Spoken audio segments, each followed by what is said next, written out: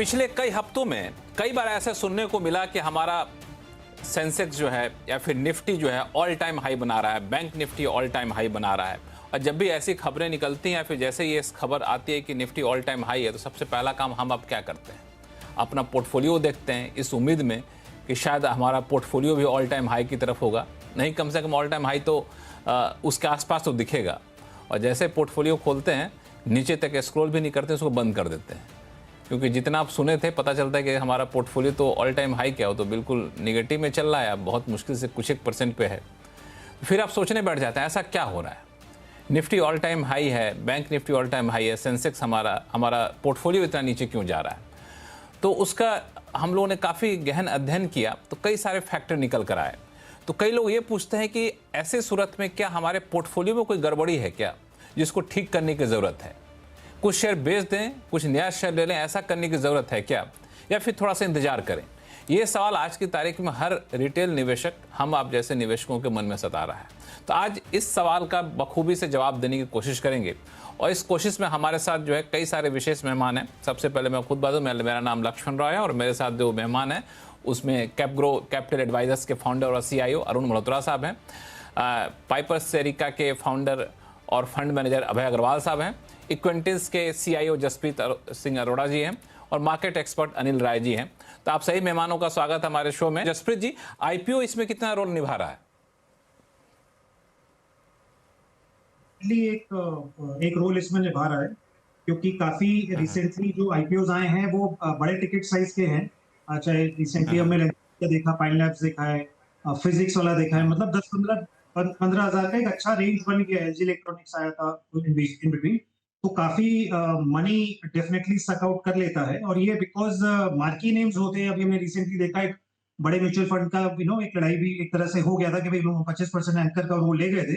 तो that shows की incremental demand काफी आ रहा है। और जब हम बात भी करते हैं अपने इंस्टीट्यूशनल इन्वेस्टर्स, इंस्टीट्यूशनल लोगों से जो फ्रेटर्निटी में है, तो इंक्रीमेंटली उनको भी उधर ही ज्यादा अपॉर्चुनिटीज दिख रही हैं, and mid and small cap में कम दिख रही हैं। तो कुल मिला के IPOs का भी एक बहुत बड़ा रोल है। डिसाइड्स, जैसा आपने कहा, ऑल्टरनेट एसेट्स, भले ही मेरा पॉइंट है कि भले ही वो गोल्ड सिल्वर अट्रैक्ट नहीं कर रहा है, बट बिकॉज उसके रिटर्न इतने शानदार रहे हैं कि लोग एक उसमें जोन में चले जाते हैं कि can I look at this asset, और क्या मैं इसमें इन्वेस्ट करूं। वो करते हैं कि नहीं करते, that's a different thing, but वो डेफिनेटली उनके रडार में आ गए। तो I think that and the FIs continuously being sellers, IPOs, and second quarter result भी न्यूट्रल थे, बहुत ज्यादा एक्साइटिंग नहीं थे। एंड लार्जली ये थोड़ा सा मार्जिन फंडिंग का भी कुछ ना कुछ चलता रहता है कि HNIs एंड का रिटेल की तरफ से कहीं बिकवाली आई है। तो आई थिंक ये सारे फैक्टर्स मिला के थोड़ा सा इसको, मार्केट को थोड़ा सा न्यूट्रल टू लैकलस्टर जोन में लेके जा रहे हैं, और वो उसी जोन में बना भी हुआ है काफी टाइम। बिल्कुल, इसमें हाँ बिल्कुल, ये जो जोन बना हुआ, इसके पीछे एक जो वजह बताई अभय अग्रवाल साहब ने कि ये एक तरह से फंड रोटेशन भी कर रहे हैं इन्वेस्टर्स। तो एक रिटेल इन्वेस्टर क्या करे, वो भी अपने पोर्टफोलियो का फंड रोटेट करे, पोर्टफोलियो को रिजिक करे, या फिर इंतजार करे जब ब्रॉड बेस रैली आएगी तब तो हमें फायदा मिलेगा। इसमें मतलब बहुत ज्यादा रोटेट करके भी मतलब नहीं है, बिकॉज एज लॉन्ग एज अगर जो स्टॉक्स हमारे पास हैं उनकी अर्निंग्स की जो मजबूती है वो बरकरार है, which for which I mean कि अगर एक्सपेक्टेशन थी 30%, तो ब्रॉडली 20 to 30% जोन में रहे हैं for the last couple of quarters, और उसमें बहुत ज्यादा डाउनग्रेड नहीं हुए हैं। तो कोई रीजन नहीं है फिर बहुत ज्यादा शफलिंग करने का। बट एक चीज ये जरूर देखी गई है ऑफ लेट कि automobiles and bankings and selected sectors ने आउट परफॉर्म किया है। और अगर उस जोन में सिलेक्टेड सेक्टर्स में अगर जिसका एक्सपोजर नहीं था, तो I think that has also led to an underperformance, because ये दोनों सेक्टर मिला के बिसाइड्स रिलायंस ये करीबन 50% मार्केट हो जाता है, banking, auto and the Reliance. So I think if somebody is not present meaningfully in this space of 50%, तो भी एक अंडर परफॉर्मेंस का रीजन निकल के आया सामने। बाद बजट, 2 महीने बाद बजट आएगा तो लोगों की उम्मीदें फिर से बनने की, पता नहीं क्या वहाँ हो रहा है, क्योंकि बहुत सारे टैक्स रिलैक्सेशन अलग अलग फ्रंट पे सरकार ने दिया है। जसप्रीत जी, चूंकि अभी अभय अग्रवाल साहब चर्चा कर रहे थे US ट्रेड डील का, तो यूएस की टीम यहाँ पर आई, 2 दिनों तक बैठक की और बैठक के शाम में आखिरी वक्त में प्रधानमंत्री मोदी और ट्रंप की बातचीत भी हुई। हालांकि कहीं से कोई ये नहीं किसी ने कहा कि हम ट्रेड डील बहुत जल्द करने जा रहे हैं, लेकिन ये सब जो हालात हैं, सर्कमस्टांसेस हैं, या इससे बाजार उत्साहित है कि नहीं है? आपको लगता है कि ट्रेड डील अब बहुत जल्दी हो जाएगी? लक्ष्मण जी, मेरा पर्सनल व्यू है दो चीजें कि अब ये इस ट्रेड डील का उतना बड़ा रोल रहा नहीं है इवेंट जो एक टाइम पे था। और कल को और एज ऑफ नाउ जैसे लग रहा है the way things are moving कि हम शायद क्योंकि हम प्रेशर नहीं लेना चाह रहे हैं, यूएस जितना डाल रहा है directly indirectly almost every second day, कभी राइस को हम डंप कर रहे हैं, कभी हम कुछ कर रहे हैं, मतलब ऐसा लग रहा है कि हमने कोई कुछ भी छोड़ा नहीं है डंप करने के लिए। तो नेट नेट जो हमने अभी तक रवैया अपनाया है उनके प्रेशर्स के ऊपर, विच इज कि हम झुकेंगे नहीं, तो इट लुक्स लाइक कि ये भी और टाइम लगेगा इस डील को एक फाइनल शेप लेने में। और market I think is now adjusted to that fact कि अब चलो मतलब डील होगी नहीं होगी, जब भी होगी let us focus on the larger story. और इन बिटवीन क्या हुआ है कि मैं हाईलाइट करना चाहूंगा रुपी का जो डिप्रिसिएशन है वर्सेस डॉलर, वो 10 साल का अगर आप एवरेज देखें वो 3% रहा है। स्लाइटली लॉन्ग टर्म, मतलब ब्रॉड लॉन्ग टर्म नहीं और ज्यादा होगा, but 3% excluding the last 1 year. Last 1 year the depreciation is about 6.5, almost 7%, right? अब ये काफी बड़ा डिप्रिसिएशन है for a currency like us, which is almost like an emerging large economy like us. तो अब वो एक चिंता का भी विषय है, but at the same time वो हमारे एक्सपोर्ट वाले जो जो सेक्टर्स हैं, चाहे आईटी हो, फार्मा हो, या शिम्स हो या टेक्सटाइल हो, उनको उनको अपॉर्चुनिटीज भी देता है कि वो और जाके वो अपना अपना ओवरऑल रेवेन्यू को बूस्ट कर सकता है। तो I think I fully agree, ये इम्पैक्ट तो दे इंटरेस्टिंग रहा पॉइंट आपने है बताया है। जसप्रीत जी, ये इंटरेस्टिंग पॉइंट आपने बताया। मैं चाहूँ थोड़ा सा इस पे और अगर हमारे दर्शकों को बताएं कि ये जो रुपी का मामला है, ये नुकसानदेह होता है कई सेक्टर के लिए, लेकिन कई सेक्टर के लिए फ़ायदेमंद भी होता है। चूँकि एक्सपोर्टर अभी खासतौर से यूएस के एक्सपोर्टर बड़े परेशान हैं, चूँकि ड्यूटी वहाँ हैवी लग गई है।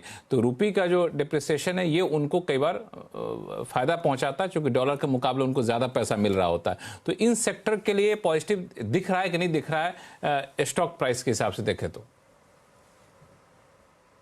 जी बिल्कुल, हमारे हिसाब से हमने इनफैक्ट अपने सेक्टोरल टैक्टिकल एलोकेशंस शिफ्ट करने शुरू कर दिए हैं over the last couple of weeks towards sectors like IT, pharmaceuticals, textiles, and also जो ऑटो एंसिलरीज हैं, देयर आर ग्लोबल कंपनीज जो अपने ग्लोबल करेंसी डिनोमिनेशन में कमाती हैं, इंक्लूडिंग यूएसडी, एंड उसके बियॉन्ड भी फैक्टर्स हैं। तो लेट मी नॉट से कि यही सिंगल लार्जेस्ट फैक्टर है, तो let's say other factors could be कि example IT for example, it's a beaten down sector. Nifty ने +9% किया है और let's say by now it's +6% last 1 year, and Nifty IT is down more than 10%। तो -16% का उसका नेगेटिव अल्फा रहा है। So there is underperformance. तो वैल्यूएशंस भी कंफर्ट जोन में, फ्री कैश फ्लोज बहुत अच्छे हैं, and these are all large global giants. And beyond the point, वो जो रिवर्स एआई ट्रेड बोलते हैं कि भाई रिवर्स एआई ट्रेड होगा तो इंडिया को बेनिफिट होगा, तो वो भी है। So I am just saying that is only a starting point. अगर और भी फैक्टर्स मिल जाएं, चाहे वो कैश फ्लो हो, चाहे वैल्यूएशन हो, चाहे some of the large companies who have demonstrated good growth in the past, सब मिल जाए तो ये डेफिनेटली एक स्टार्टिंग पॉइंट बन के एक अच्छी अपॉर्चुनिटी दे सकता है for a shift in sectoral allocations according to us. बिल्कुल। तो मिड कैप आईटी में करना चाहिए यहाँ पे, जसप्रीत अरोड़ा साहब? जी बिल्कुल, फार्मास्यूटिकल्स, आईटी तो टॉप 2 हैं डेफिनेटली। के अलावा as I said automobile, textiles, and selected consumer EMS जैसी स्टोरीज बीच में जो है, जिसमें अपॉर्चुनिटी है एक्सपोर्ट करने की। उसमें ऑब्वियसली वैल्यूएशन का ध्यान रखना चाहिए, बिकॉज कई एरियाज हैं जहाँ पे वैल्यूएशन हेवायर है, और थोड़ा सा अर्निंग्स ग्रोथ में कितनी विजिबिलिटी है या फिर कितना कॉन्फिडेंस है। तो as I said, this can only be a starting point. बाकी सारी चीजों को भी उतना ही इंपॉर्टेंस दें, which is confidence on earnings and overall valuation, this thing, and the overall balance sheet का क्या स्ट्रेंथ है। बट ये अच्छा स्टार्टिंग पॉइंट जरूर रह सकता है फॉर सम टाइम। ये हाँ, जसप्रीत जी, आप क्या सलाह देते हैं कि जो अभी अभय अग्रवाल साहब कह रहे थे कि मल्टी बैगर रिटर्न चाहिए तो भाई आपको स्मॉल कैप मिड कैप में ही रहना है, लाइक लॉजिक बड़ा शानदार सा होता है, क्योंकि वहाँ एपेटाइट बहुत ज़्यादा है। करेक्ट। तो इसमें हम जैसे सेबी डिफाइन करता है कि कस्टमर का रिस्क प्रोफाइल देखकर ही उनको सूटेबल प्रोडक्ट या सूटेबल पोर्टफोलियोज देना है। We are defined by that. तो जिनके लिए हाई रिस्क है उधर ही हम we take exposure around 40 to 50% mid and small cap. अगर रिस्क एपेटाइट उनका बेसिस जो हम सर्वे करते हैं उनका अगर निकल के आता है कि रिस्क एपेटाइट उतना ज्यादा नहीं है, देन दैट एक्सपोजर ऑफ 50% भी हम 30% के नीचे रखते हैं। Then 70% we keep towards large cap. तो उसमें डेफिनेटली लॉन्ग टर्म अच्छा है, मल्टीबैगर अच्छा है, बट वो क्या 1 ईयर का रिटर्न भी मतलब 2-4 महीना नहीं, बट एटलीस्ट 1 ईयर रिटर्न तो इन्वेस्टर उम्मीद करता है कि द पोर्टफोलियो शुड गिव। तो वो अगर मार्केट अगर 6% दे रहा है, overall Nifty is given 6% let's say last 1 year, और अगर उसको 10% ना दिखे तो वो डेफिनेटली एक निराशा भी बन जाती है। और ये लॉट ऑफ मनी ना लक्ष्मण जी जो अभी आ रहा है वो नया पैसा है। आप उसको as a proportion of old वो देखेंगे, चाहे वो सिप हो या इवन ओल्ड दिस थिंग हो, तो वो वेटेड एवरेज रिटर्न फिर कम हो जाता है कि आपने पुराने पोर्टफोलियो में तो बनाया है, वो जो इंक्रीमेंटल मनी आपने पिछले 2 साल में डाली है उसने बहुत ज्यादा रिटर्न नहीं दिया है। तो वो भी एक एक एक जसप्रीत ओवरराइडिंग जी, फैक्टर हाँ बन जाता है। हाँ बिल्कुल। एक चीज़ जो मैं चाहूँगा एक बार फिर से दर्शकों को रिवाइंड करके बता दीजिए कि ये जो रिस्क प्रोफाइल की बात हम लोग करते हैं, रिस्क प्रोफाइल में अगर कोई खुद अपना रिस्क प्रोफाइलिंग करना चाहे तो किस फैक्टर को देखे? तो इसमें लक्ष्मण जी उसमें डेफिनेटली ये देखा जाता है कि आपके कौन कौन से एसेट्स में डाइवर्सिफाई किया हुआ है, एंड विद इन अब अच्छा। उसके अंदर बहुत सारे रियल एस्टेट है, गोल्ड है, अदर एसेट क्लासेस है, बॉन्ड एफडीज, फिर इक्विटी है। इक्विटी के अंदर भी क्या आपने listed unlisted category 1-2 AIF and mutual fund and PMS, क्या वो एडिक्वेटली डाइवर्सिफाइड है? That is one element, and it is also function की भाई नेटवर्क कितनी है आपकी, सालाना इनकम कितनी कितनी, what part of your monthly take home income आप इक्विटी मार्केट में डाल रहे हैं, आप रिस्क ले कितना सकते हैं। एग्जांपल जिसे हम क्वेश्चन हम डालते हैं अपने फॉर्म्स में कि what is the level of downside that I am willing to take on my portfolio, क्या वो 10% है, क्या वो 20% है, क्या वो 30% है, राइट? 10, 20, 30, just an example. तीन, the moment you say 30% is out of question, right?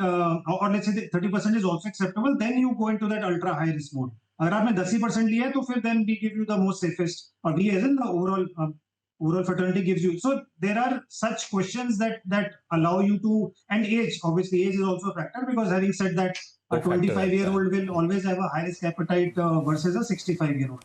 So I think these are all some of those components which go into बिल्कुल। the risk. एक चीज़ और है जसप्रीत जी, आप थोड़ा सा बताइएगा कि एफआई जो है, एफआई बड़ा कह सकते हैं पुश देते थे मिड कैप स्मॉल कैप को, अभी बिल्कुल मुंह मोड़े हुए हैं। तो एफआई जब आएंगे, मान लिया डील हो गई, एफआई का आना शुरू हो गया, रेगुलर इनफ्लो बनना शुरू हो गया, तो वो वापस से आएंगे मिड कैप स्मॉल कैप में, उनको वैल्यूएशन वाइज लुक्रेटिव रहेगा उनके लिए?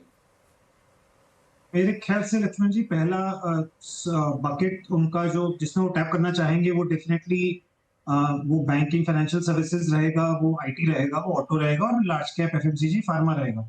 अब इसमें मैक्सिमम अपॉर्चुनिटीज, इंटरेस्टिंग अपॉर्चुनिटीज जो है वो लार्ज कैप में ही है। आप एक स्टेप नीचे जाएंगे तो मिड कैप में भी मिल जाएगा, बिकॉज उनके लिए लिक्विडिटी बहुत बड़ा रोल प्ले करता है, जो फॉर सम जो लोकल फंड मैनेजर्स पीएमएस के लिए उतना रोल नहीं प्ले करता। तो our sense is that will be the first source of opportunity, and second also a reason कि वहां पे जो visibility on earnings है, that is also there, and lastly जो shocks आने की जो संभावना है वो कम है। अभी अब recently हमने देखा जैसे एक लार्ज कैप ईएमएस कंपनी में, बिकॉज बैलेंस शीट में कुछ निकला है उनके, अब इतने बड़े बड़े दिग्गज इन्वेस्टर्स हैं, बट कहीं ना कुछ किसी भी कंपनी में मैनेजमेंट चेंज और सम एक्सटर्नल रीजन और this balance sheet risk that emerge, उसकी वजह से थोड़ा सा मिड एंड स्मॉल कैप में एवर्जन आ गया है। तो I think they will prefer larger names for the next couple of months, once they एक बार वो वापस आने का पूरा मंथ ऑन मंथ जब उन्होंने अपना रिज्यूम करेंगे। और प्लस आईपीओ मार्केट में भी लार्ज कैप्स काफी अच्छे आ रहे हैं, वो भी एक अच्छी अपॉर्चुनिटी दे रहे हैं। लेकिन आप लोगों ने अपना कीमती समय निकाला, इसके लिए बहुत बहुत धन्यवाद। आज अड्डा में फिलहाल इतना ही। देखते रहिए सिंधी से आवाज। नमस्कार। Investments in securities market are subject to market risks. Read all the related documents carefully before investing.